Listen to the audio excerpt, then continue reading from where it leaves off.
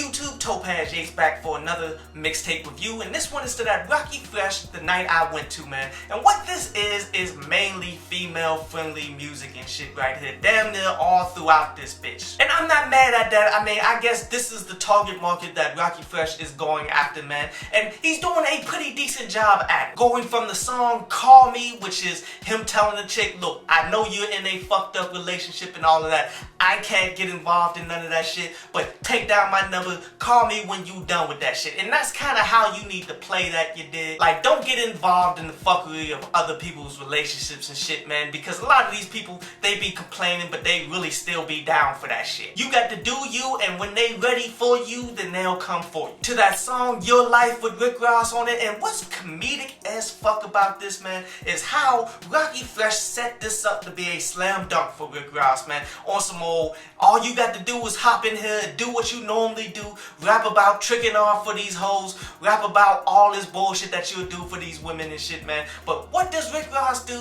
He raps about some other shit. Like, I am now convinced he intentionally hops on other people's shit and raps off topic, because there's no fucking way he should have been off topic on this shit, but yet ultimately he found the fucking way. I think he does it in order to try to stand out or some shit. That Down the Road track where he's pretty much talking to some chick about how his life is so crazy and shit, how he can pick up and go anywhere at any motherfucking time on some music shit, and he needs somebody who's gonna be willing to pick up and go with him and shit. Is you down the road with me with my crazy life type shit? To that interlude, that obvious, where he's talking about some real shit there, like how it's obvious to any fucking body that he's feeling this chick who's dating somebody else and shit, man. And you know what? That's cool, because if you're in a relationship, man, most people do not have their game down pat to the point that they can actually hide some shit. You just gotta watch for the key signs. All the way down to the fucking bonus track, that Don't Change, where he's pretty much telling the chick,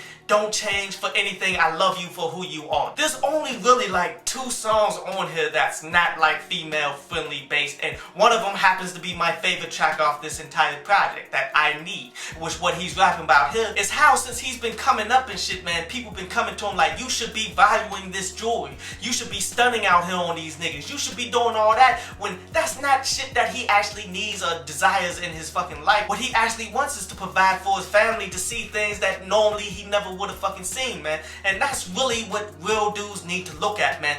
Damn all of that stunning on motherfuckers, that's some slave mentality shit. Live a fucking life. Overall, I do feel as though this project does fall a bit flat for the whole female friendly aspect. Honestly, I would only download it for the one song, I Need. But I'm not saying that those songs were bad by any stretch of the imagination. I just feel as though he needed to come a lot stronger than what he did here. I feel as though this project is 6 out of 10. But this concludes today's review, and now we're going to jump into a brief instrumental from underground producer Manny Rod before we jump into one of your questions.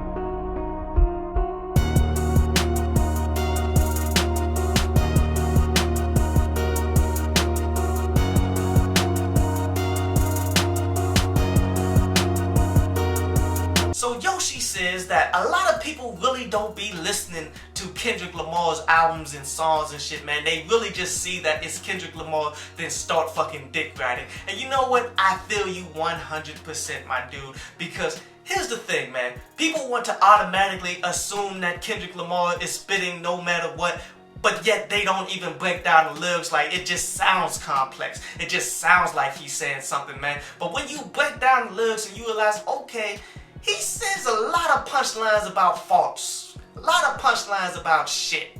Like, literally shit. He's really not spitting as much as people claim, but I will give him props where props are due. He has delivered a lot of quality fucking music. I still fuck with Section 80 to this day. I do feel as though Kendrick is a top 2 rapper and shit of this day and age, but people put too many extras on it, on the aspect of everything he drops is too fucking dope. I hope you enjoyed the show. You can follow me at Twitter up there, and you can go to downloadpaz.com, that's down there, to read today's article.